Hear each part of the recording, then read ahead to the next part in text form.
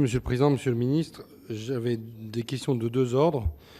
D'abord, qu'on vienne peut-être sur une dimension qui n'a pas été abordée jusqu'à maintenant, qui est la question de la dimension européenne. Comment est-ce que cette même situation est gérée par nos voisins européens, notamment par les Anglais? Ça pourrait peut-être nous inspirer, nous intéresser de voir comment les Anglais, les Allemands, les Italiens, les pays de l'Est de l'Europe gèrent ces situations-là, parce qu'ils ont connu aussi des départs au djihad. Et j'imagine qu'ils ont eux-mêmes des stratégies. Je ne remets pas en cause la dimension nationale de la stratégie, mais je me dis qu'il doit y avoir peut-être d'autres manières de gérer la chose. Et avons-nous une politique de coopération européenne en la matière? Et ma deuxième question, c'est la question des droits des grands-parents. J'ai vu quelques émissions sur le sujet de grands-parents qui ont des petits-enfants qu'ils ne connaissent pas.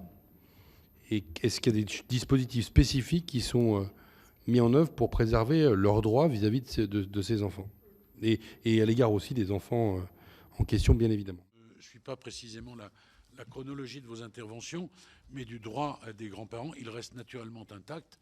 La filiation n'est pas touchée.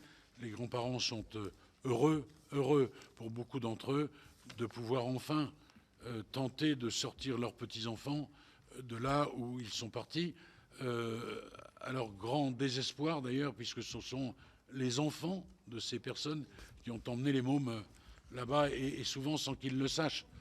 Monsieur le sénateur, vous disiez tout à l'heure, il faut être modeste dans ma commune, mais dans des familles, on se rend compte désespéré que des enfants qu'on croyait loin de toutes ces choses sont partis faire le djihad.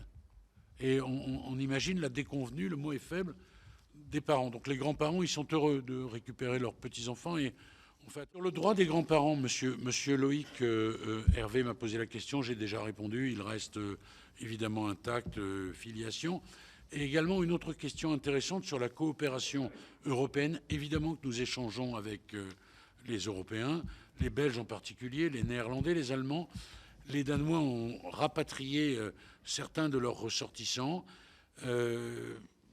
Bon, ces décisions restent de la compétence nationale, c'est une évidence pour tout le monde.